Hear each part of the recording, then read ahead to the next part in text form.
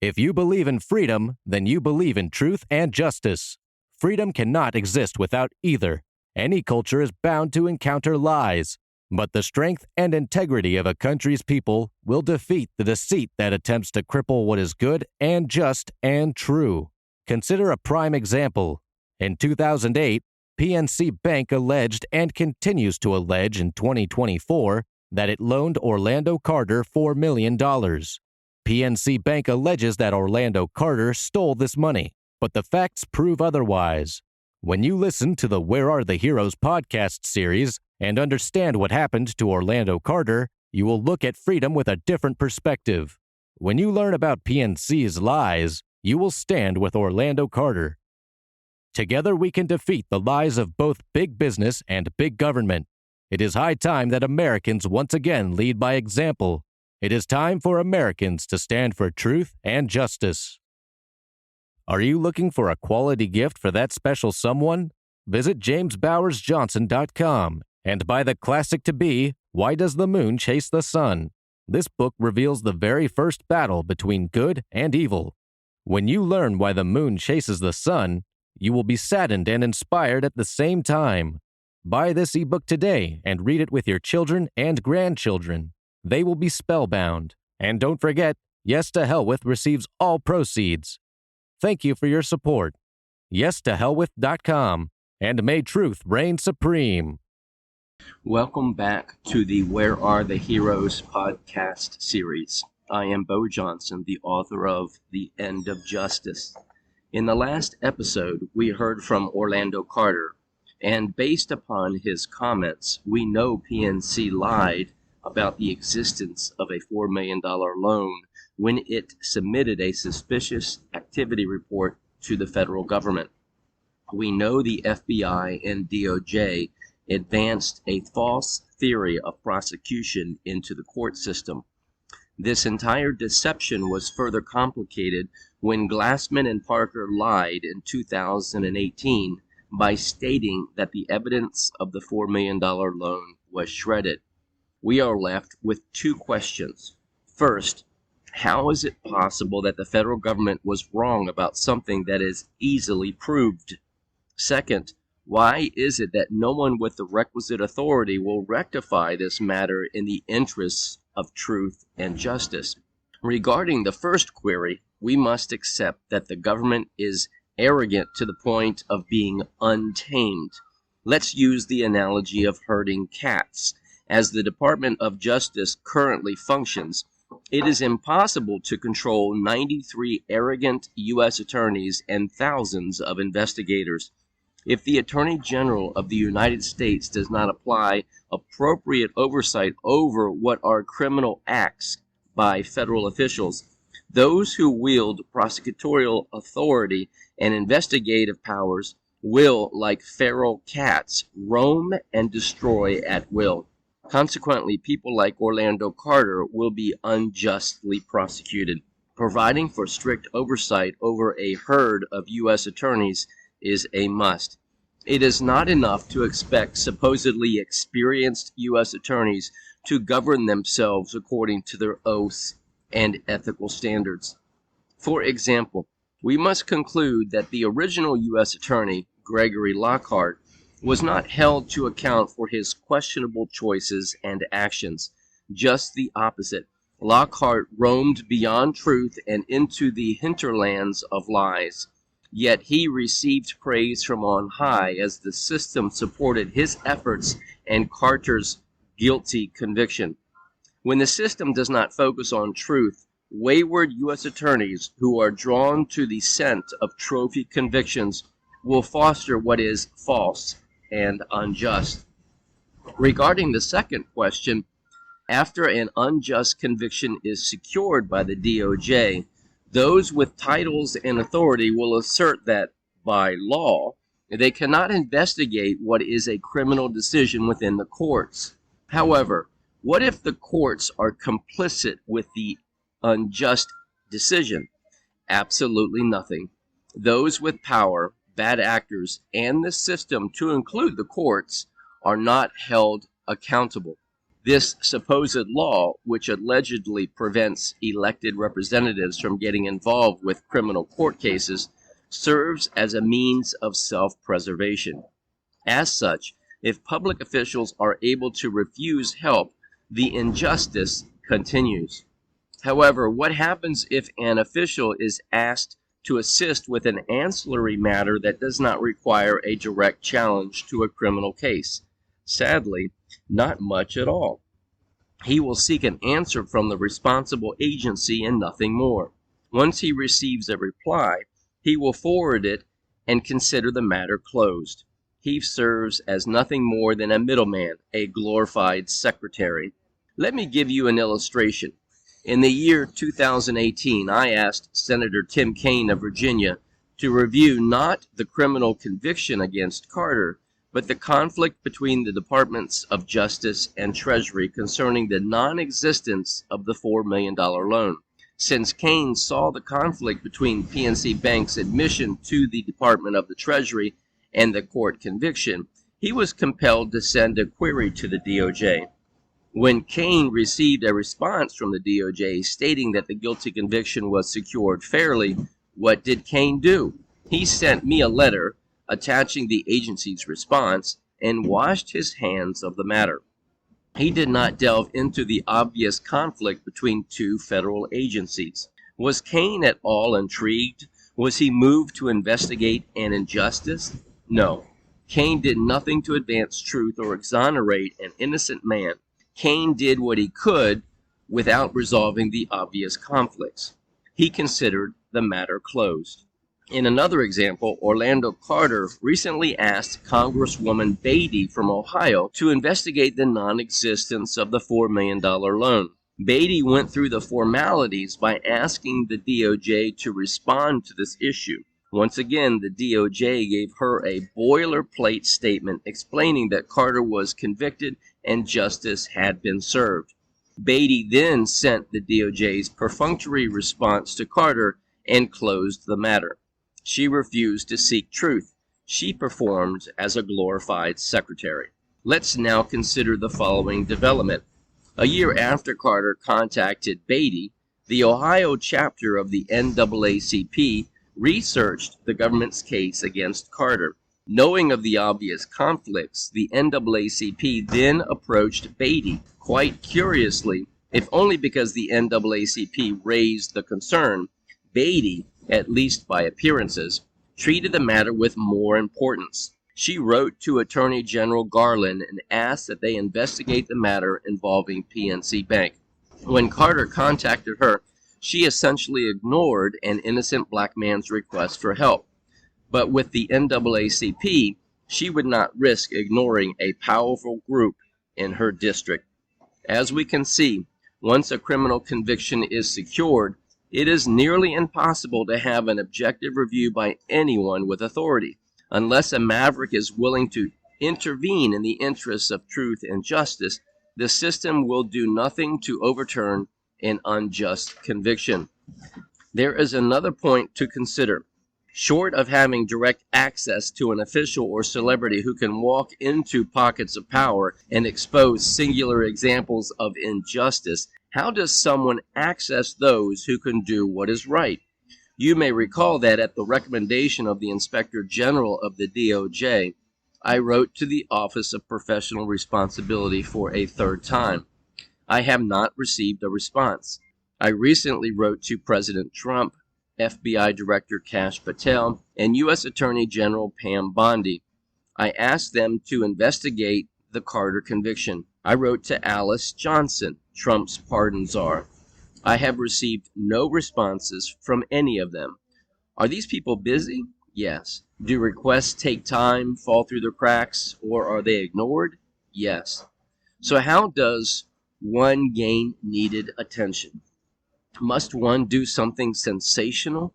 Must someone threaten to ignite himself with gasoline in front of Fox News headquarters in Washington, D.C., just to expose the injustice in the case against Carter?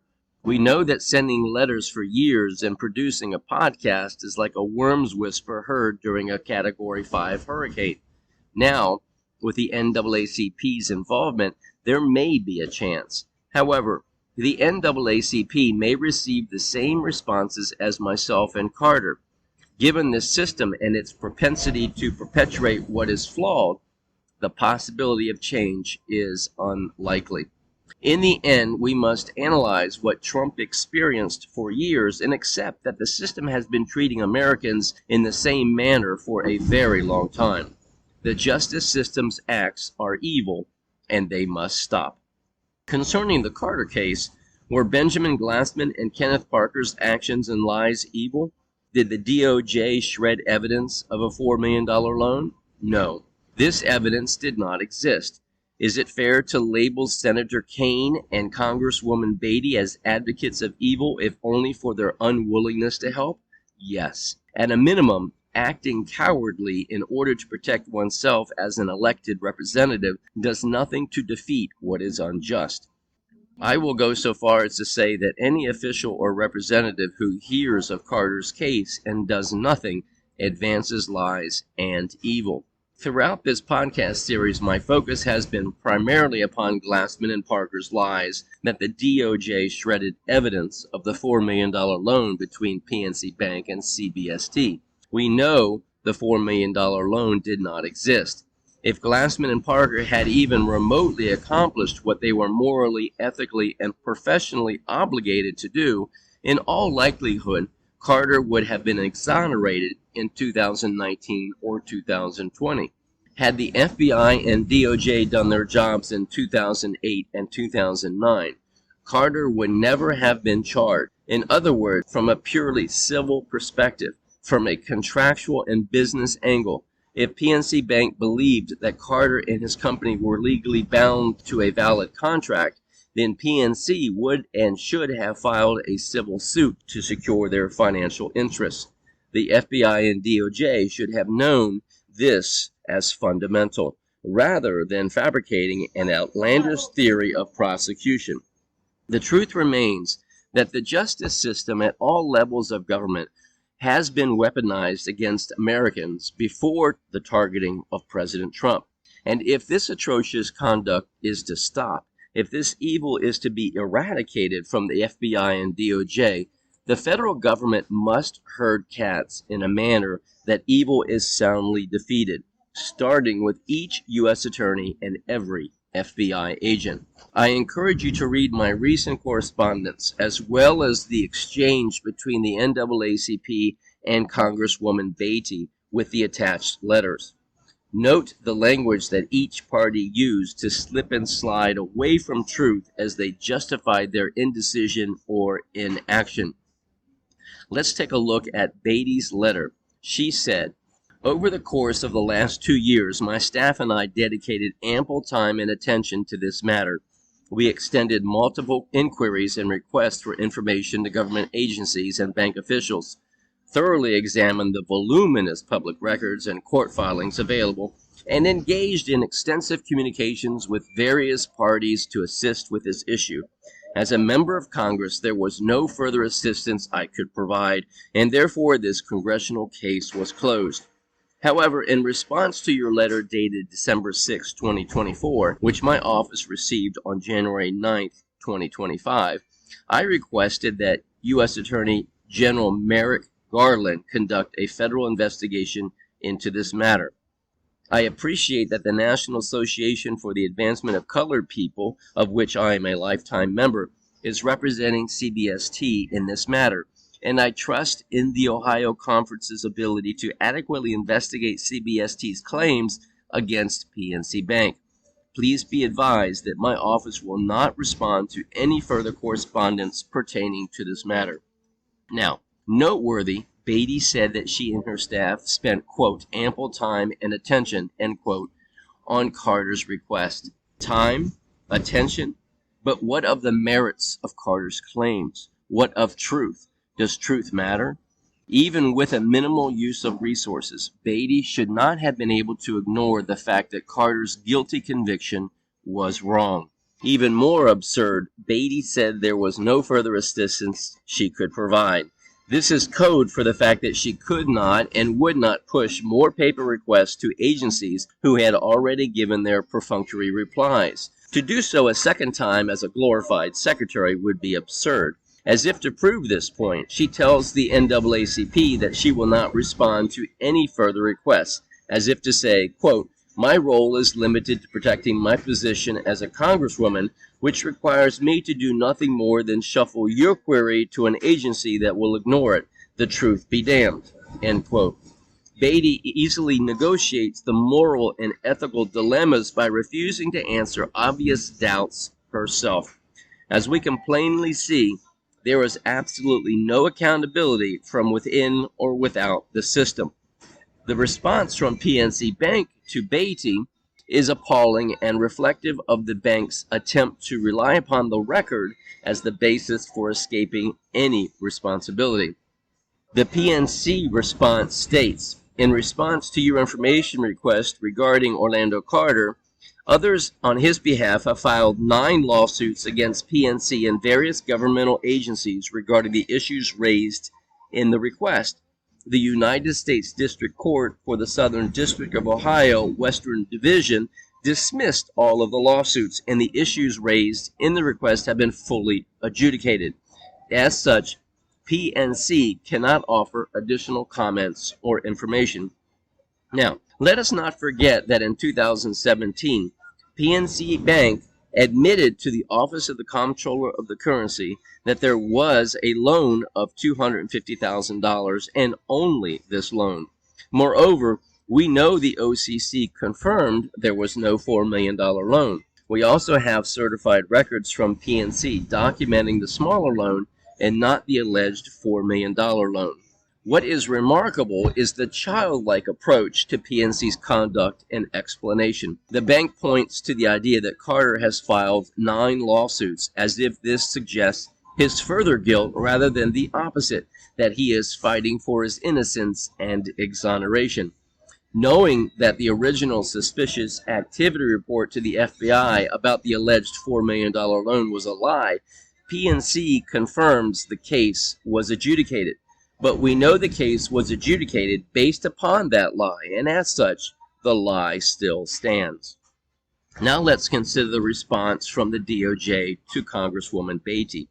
Quote, "This responds to your letter to the Assistant Attorney General for the Office of Legislative Affairs dated December 23, 2022, on behalf of your constituent CBST Acquisitions, Inc., and its principals, requesting assistance with clarifying the amount of a debt with PNC Bank.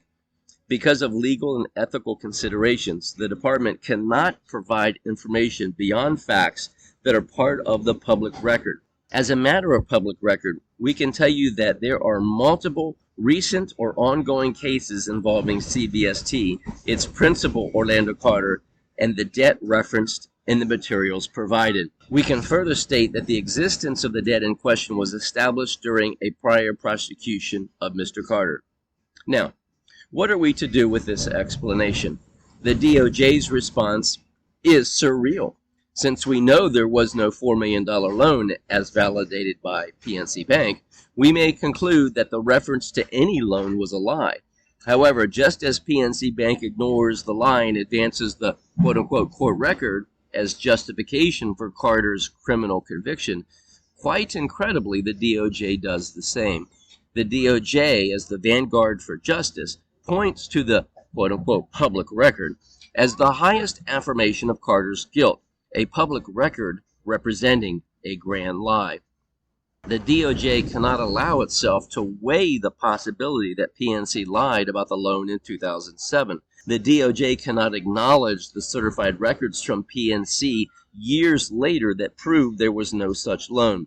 The DOJ cannot accept PNC's admission to the OCC of the existence of only a $250,000 loan years earlier.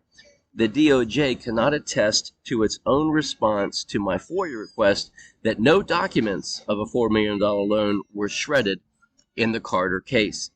The DOJ expended minimal time and effort to confirm the fact of the existence of the $4 million loan because the debt was established during the prosecution of Carter that was filled with lies.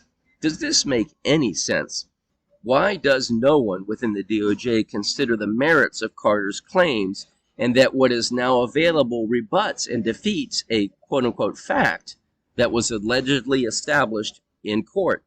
Why doesn't the DOJ accept responsibility that all parties at every point along the way were deceiving themselves and others? Why doesn't the DOJ admit that the public record might be flawed? This brings us to the OCC's response to Beatty, which is as comical and disturbing as the DOJ's response. Quote, in CBST's correspondence, they reference correspondence from the OCC dating back to 2017, communicating a response from the bank.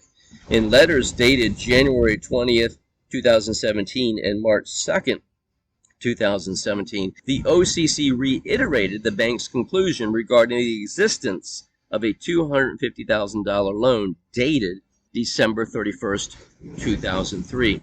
The undated letter from Mr. Raphael Underwood at the Ohio Minority Business Development to your office alleges a federal conflict between the OCC and U.S. Attorney's Office over whether the amount of the debt originated was $250,000 or $4 million. It should be noted both letters from 2017 were issued by the OCC's Customer Assistance Group in response to complaints by Orlando Carter. The letters were only communicating information provided by the bank. The OCC did not make any factual findings, and the letters were not prepared in response to any criminal or civil proceedings involving the United States Attorney's Office or other parties. Based on our review of the information provided by your constituent, it appears the issues outlined in this complaint have been appropriately addressed. The OCC regulates and examines national banks and federal savings associations to ensure their safe and sound financial condition in compliance with banking laws and regulations. The OCC's consumer complaint process was established to ensure that bank customers' legal rights are protected. Information gathered from consumers is made available to the bank examiners for their use in the bank examination process. End quote. The OCC states that it, quote, reiterated the bank's conclusion regarding the existence of a $250,000 loan dated December 31st, 2003, end quote. Clearly, the bank's conclusion of the existence of the smaller and earlier loan without mentioning the larger and newer $4 million loan confirms that this $4 million loan did not exist. In fact, the OCC even stated to Carter, quote, the bank specifically stated in the letter sent to this office that it did not have any other debt on file for CBST Acquisition, LLC, other than the note signed by you on December 31st, 2003, in the amount of $250,000. To support their response, the bank provided a copy of the signed note, end quote. What stands out as sheer folly is that the OCC claims that Raphael Underwood from the Department of Commerce challenges whether the PNC debt was $250,000 or $4 million. This is not what Underwood asserted. Rather, Underwood, more than anyone throughout the entire tragedy, clearly distinguished between the smaller loan as real and the larger loan as fake, a lie, a fabrication by PNC Bank. Underwood goes so far as to say that the entire judicial apparatus was deceived by PNC's lie. How could the OCC, which itself secured a concession or confession from PNC that there was only the $250,000 loan, disparage a federal official within the Department of Commerce for stating the facts clearly and concisely? Even the OCC received confirmation of one loan and not the possibility that the $250,000 loan could or might be a larger amount. Without trying to make the OCC look foolish, we should note that contrary to the OCC's statement, Underwood's letter is not undated, but reflects March 22nd, 2022. Do details even matter in the larger context of prevailing truth? The OCC then posits what is rather ridiculous. It claims the OCC only communicates what is provided by the bank. Since the OCC regulates national banks, we have to conclude that what the bank communicates to the OCC, which it then relays to the customer, must be truthful. This is exactly why the OCC states to Carter that the OCC does not require certified records from PNC Bank. PNC must tell the truth. PNC may not have stated in exact terms, for example, that, quote, there is no $4 million loan, end quote, but the reference to the fact that the only loan obligation CBST had was $250,000 does the same thing. There is no other loan. There was no other loan. Without parsing words with the OCC's response to Beatty, could it be said that the OCC does issue findings of facts by virtue of its complaint process? The answer can be nothing but the affirmative. Otherwise, what would the complaint process serve other than the OCC's ensuring that banks comply with banking laws and regulations? If the OCC correspondence to PNC Bank and the subsequent OCC letters to Carter in January and March did anything, they held PNC to account for the existence or non-existence of a $4 million loan according to banking laws and regulations. By virtue of the OCC complaint process, the OCC did arrive at factual findings. Finally, the OCC concluded, quote, based upon our review of the information provided by your constituent, it appears the issues outlined in this complaint have been appropriately addressed, end quote. Does the OCC agree with the guilty verdict, or that Carter's claim that there was no $4 million loan is credible? This query is vital, especially since PNC confirmed as much to the OCC, which the bank had to do in full accord with banking laws and regulations. This series of letters from Beatty to other agencies and their responses brings us back to Beatty. With the knowledge that PNC lied and there was and is no $4 million loan, when Beatty received the NAACP's letter, she wrote to A.G. Garland, Dear Attorney General Garland, on behalf of my constituents, Mr. Ricky Cooper and Mr. Orlando Carter, I am writing to request that the U.S. Department of Justice investigate the matter between CBST Acquisition LLC and PNC Bank. In November 2022, Mr. Cooper submitted a request for assistance to my congressional office claiming a discrepancy in the amount of debt owed by CBST to PNC Bank.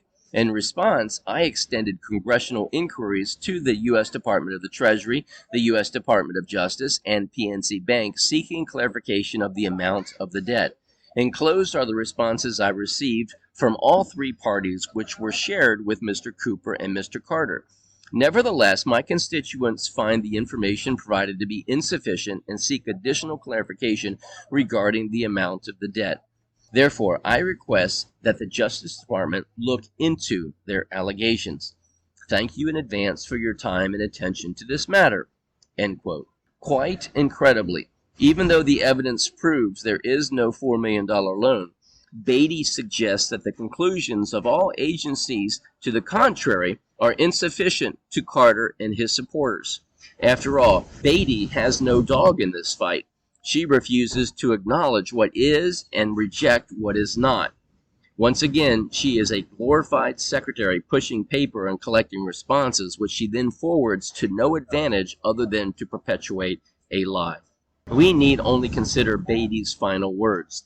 She said that Carter and others, quote, seek additional clarification regarding the amount of the debt, end quote. No, this is not what Carter wishes. He wants the DOJ to concede that there is no $4 million loan and that the theory of the prosecution of the government's case was predicated upon PNC Bank's initial deceit in 2007. If we were to look at an illustration of this entire tragedy, we would see the landscape of the lie beginning with PNC Bank, the FBI, DOJ, the court, defense attorneys, the OCC, Benjamin Glassman, Kenneth Parker, to include all officials and representatives beneath them. Yet, below this mesh of confusion, which fosters the lie that there was a $4 million loan for which Carter and CBST were obligated to pay, we find hints and chunks of truth. However, this truth emerges only after great effort of those who refuse to accept the grand lie. As a result, PNC Bank admits the truth long after the criminal trial. The OCC provides the truth, but only after compelling PNC to answer. Raphael Underwood from the Commerce Department asserts the truth.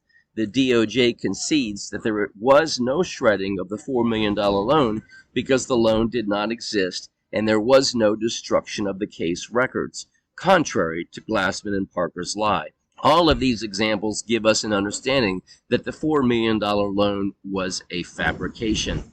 Our illustration reveals that the entire false narrative that the public or court record established the existence of the $4 million loan is itself a lie based upon a lie.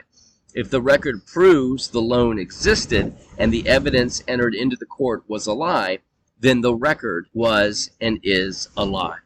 Perhaps someday the federal government will ignore the lie and accept what is so transparent. As for Orlando Carter's efforts, he has been working with several parties along many fronts. It is not whether he will prevail, but when. We will stand alongside of him and hope for the justice that is deserved and long overdue. Until then, may truth reign supreme.